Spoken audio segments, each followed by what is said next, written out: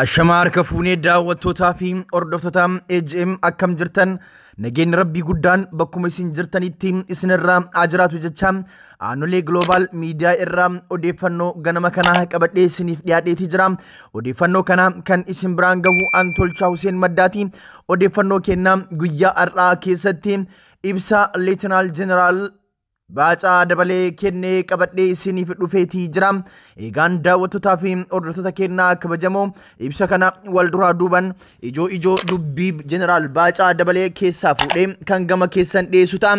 Eegaan daawwattootaa fi hordoftoota kennaa kabajamoo odeeffannoon garaagarummaa waqtii muraasaa keessatti yeroo gara yerootti isiniif dhiyeessinu bifa salphaa ta'een akka isin bira ga'uuf warroonni YouTube channel kennaa subscribe hin godhin YouTube channel kennaa subscribe godhadhaa jecha warri karaa fuula Facebook kennaatiin hordoftan page aanolee global media jedhu like follow godhachuu hin dagatinaa jecha amma kallattiimaan gara odeeffannoo guyyaa irraa qabadhee dhufeetti isin ceesisa.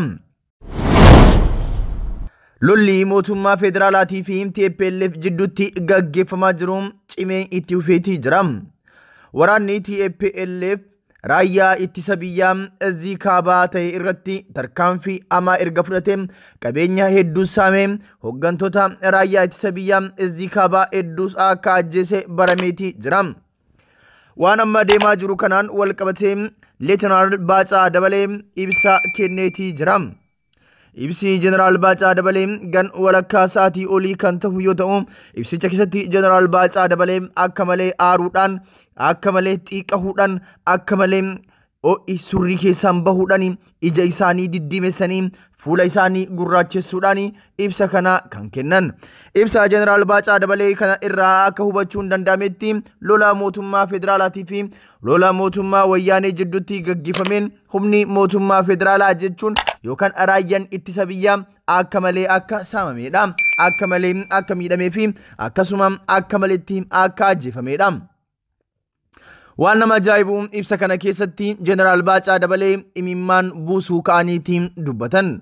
Mee wanti imimmaan Jeneraal Baacaa Dabalee buusisuu ka'e kuni maali waan jedhu wal duraa duuban isinitti himaa.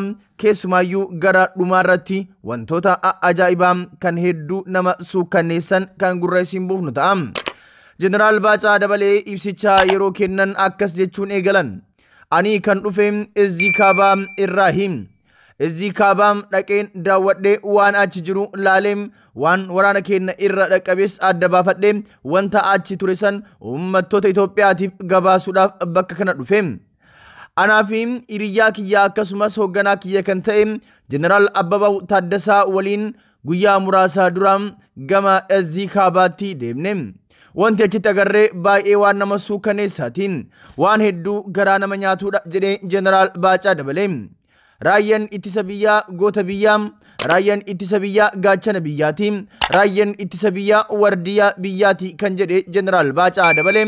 Raayyaa ittisa biyyaa goota biyyaa kan takka lola tokko irratti illee injifatamee hin beekne humni badii TPLF raayyaa ittisa biyyaa kabaja uummattoota Itoophiyaa kan ta'e facaasanii qabeenya isaa hunda jalaa saamanii hedduu akka ajjeesan Baacaa Dabalee ibsa guyyaa kaleessaa miidiyaa biyyoolessaa irratti kenneen himeetii jira.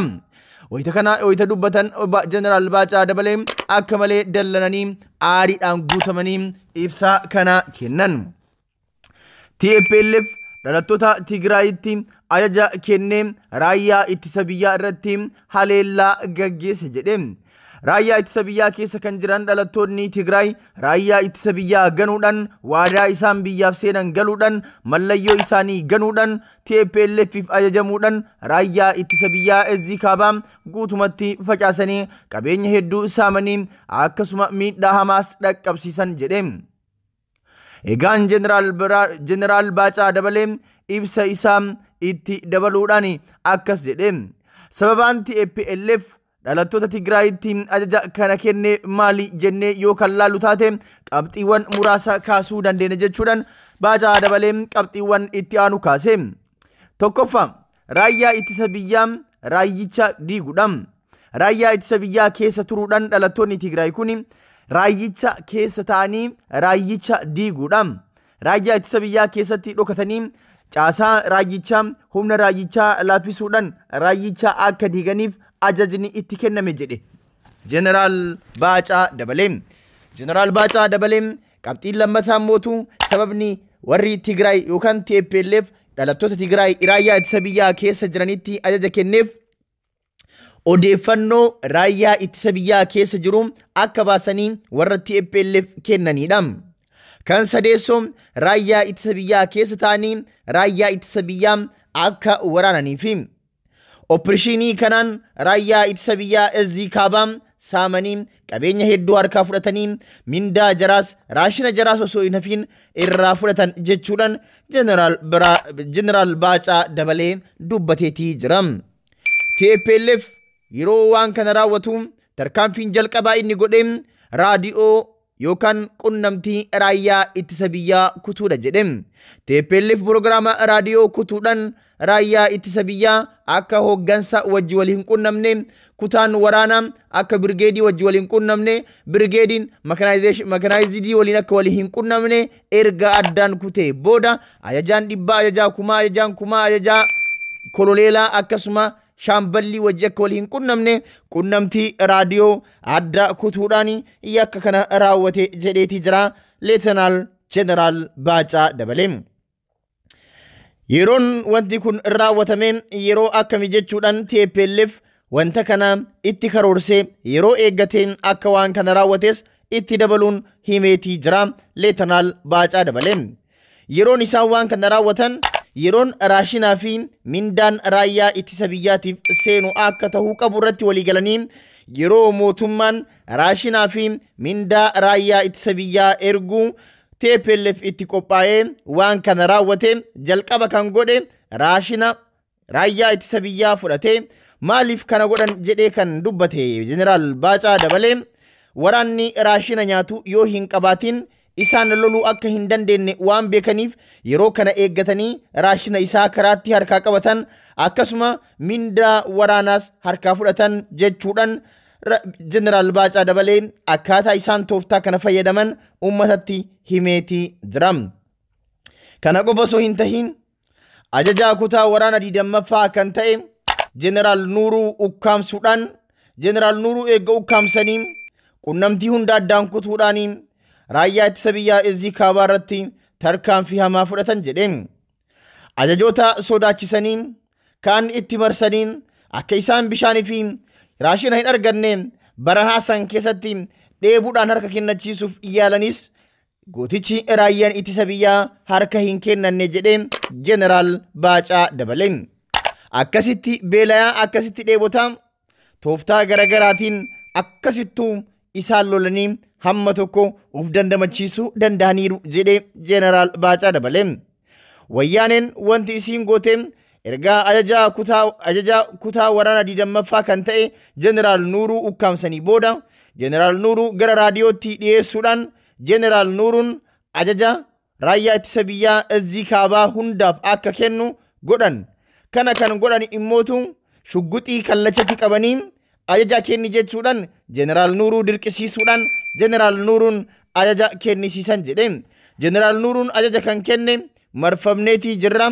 Ergaa amma loluu hin danda'amu obboleeyyan keenya wajji wal dha'uu hin danda'amu rakkoo jiru karaa araaraatiin hiikuu wayya kanaaf anis hidhannoo kiyya kennee jira isinis hidhannoo keessan kennaa jechuudhaan Jeneraal Nuuruun ajajaan waraana kutaa 20ffaa waraana hundaaf karaa raadiyootiin ajaja kenne jedhe. Garuu Jeneraal Nuuruun dirqamee waan san godhus gootichi raayyaa ittisa biyyaa waan kana hin raawwanne hin dide jedhu Jeneraal Baacaa Dabalee itti himeetii jira. Ajajooti shaamballii fi akkasuma birgeediin ajajoonni dhibbaa warreen sadarkaa garagaraatitti maknaayizidii fi kutaa waraanaa hoogganan akkas jechuudhaan Jeneraal Nuuruutti dubbatan jedhe. Ati yoo barbaadde waraana kee hidhannoo kee hiikkadhu nuti hidhannoo keenya hin eeggannu hanga lubbuun nu keessaa baatutti kabaja raayyichaa eeguudhaaf ni qabsoofna jechuudhaan harkatti didan jechuudhaan Jeneraal Baacaa Dabalee dubbate. Jeneraal Baacaa Dabalee ammasitti dabaluudhaan waraanni kaabaa jara warri dhaabbatee eenyuun isaan lolee eenyutu raayyaa ittisa biyyaa Ezii Kaabaa lolee jechuudhaan gaafii erga gaafatee ufumaa itti aansuudhaan deebii kenne. Qaamni waraana kaabaa Ezii Kaabaa ka jennuun kana lolee qaama 4 jechuudhaan raayyaa ittisa biyyaa kan dhahe qaama 4 kana itti gaafatamaa godheetii jira Leetanaal Baacaa Dabalee. Leetanaal Baacaa Dabalee jalqaba irratti raayyaa ittisa biyyaa kan haleelee tokkoffaa irratti liyyuu poolisiidha. Lammaffaa irratti minishaadha. Liyyuu poolisiin kun sababoota garaagaraatiin namoota walitti qabamanii leenjii waraana poolisummaa kennameefii jedhe. Lammaffaa irratti minishaadha jedhe. Asirratti akka malee dhukkubsatee akka malee dallanuudhaan kan dubbate Jeneraal Baacaa Dabalee minishaan kun kan waggaa 21 raayyaa ittisa biyyaa kana wajjin Tigraay keessatti daangaa Tigraay daangaa Eertiraa lafa warra Tigraay kabachiisuudhaaf achitti isa wajjin barhaasan keessatti makaraa meeqa argee minishaa kanatu deebi'ee qomoo isaa waggaa 21 wajjin nyaate ganuudhaan tarkaanfii irratti fudhate jedheetii jira. Ammas itti dabaluudhaan namni raayyaa ittisa biyyaa haleelee dhalattoota Tigree kan raayyaa ittisa biyyaa keessa jiraniin isaantu waadaa isaanii galee isaantu mallayyoo isaanii ganee waadaa raayyaa ittisa biyyummaa ganuudhaan deebisanii hiriyoota isaanii kan waliin barhaasan keessatti waggoota 21 waliin turan haleelan jechuudhaan Leetanaal Baacaa Dabalee dubbateetii jira. Itti dabaluudhaan afuraffaa irratti Leetanaal Baacaa Dabalee mootuutuni dubbii fudhatama hin qabne waan fakkaattu fakkaatti. Afuraffaa irratti kan raayyaa ittisa biyyaa waraanee miseensota ABO shaneeti jedhee Leetanaal Baacaa Dabalee. Eegaan daawwattootaa fi hordoftoota keenyaa ABO'n mootuu akkamitti akka garas dhaqee wanti beekamellee hin jiru. Egaa bifa kanaan isaan kana yakkamaa godheeti jira Leetanaal Baacaa Dabalee. Leetanaal Baacaa Dabalee dhumarratti wanti hedduu nama gaddisiisu kan inni dubbate kutaa waraana 20ffaatti birgeediin 4ffaa kan bakka Seerroo jedhamu jiru guutumaan guututti lubbuun isaa badeera guutumaan guututti akka malee miidhamaniiru jedhe. Kanas yeroo ibsuu Leetanaal Baacaa Dabalee kutaa waraana 20ffaa birgeediin 4ffaan kun kutaa waraanaa waan ta'eef meeshaa akka kilaashii kana in hidhatu. Kan inni hidhatu xayyaarota madfiiwwan taankiiwwanii fi akkasuma meeshaalee waraana gurguddaa fageenya irraa nama dhahuudha. Kan isaan dhufanii jala seenan immootu kilaashii barbaachisa jedhe. Wardiyyicha naannoo san eeguu yoo hin ta'in alatti wardiyyootaaf yoo hin ta'in alatti kilaashii osoo hin taane meeshaa xiqqaa shugguxii fayyadaman jedhe. Ummata kanatti dhaqanuudhaan liyyuu poolisii fi jarri minishoota kun itti marsuudhaan waraana birgeedii 4ffaa kan waggaa 20 warra Tigraay eegaa ture akkasitti itti marsuudhaan dhukaasa hamaa irratti banuudhaan birgeediin kutaa waraana 20ffaatti birgeediin 4ffaas harka kennachuu diduudhaan osoo ajjeesu osoo du'u osoo kilaashii hiikkatu birgeediin 4ffaan guutumaan guututti nurraa dhumeera jechuudhaan akkasitti gaddaa dubbate. Warri Tigraay waraana birgeedii 4ffaa kan erga fixanii booda waraana du'ee lafa ciisu reeffa irraa huccuu baasuudhaan reeffa qullaa irratti sirbaa turan kuni gadhummaadha. Akkamitti namni tokko erga nama ajjeesee uffata reeffa irraa baasee reeffa irratti sirba jechuudhaan aariidhaan dubbataniitii jiru. Egaan daawwattotaa fi hordoftoota keenyaa kabajamoo Jeneraal Baacaa Dabalee haala ta'e kana kan ibsu yoo ta'u warra juuntaa kanarratti tarkaanfii ni fudhanna jechuudhaan dhaadateetii jira. Egaan daawwattotaa fi hordoftoota keenyaa kabajamoo ibsi Jeneraal Baacaa Dabalee kana fakkaata. Adeemsa miidiyaa keenyaa keessatti waan gama mootummaatiinis ta'u akkuma jirutti fuunee gurra isin buufna. Waan gama wayyaaniitiinis deemu akkuma jirutti fuunee gurra isin buufna. Egaan daawwattotaa fi hordoftoota keenyaa kabajamoo odeeffannoo gama lamaan irraayyuu kan wal madaaluu fi kan wal simu dhimma tokko irratti yoo kun dubbatu waan kun illee jedhu kan isinitti dhiyeessinu ta'a. Egaan waa'ee lola gammaa ta'ee Jeneraal Baacaa Dabalee akkas jedheetii jira. Waan gama gamanaa jarri walitti darbatanii fi waan ta'aa jiru kan isin biraan geennu ta'a. Odeeffannoon keenya guyyaa kana ganama kana kanumaan raawwata. Yeroo muraasa booda odeeffannoo biraatiin deebinee hanga wal garuutti turtii gaarii isiniif haa taatu.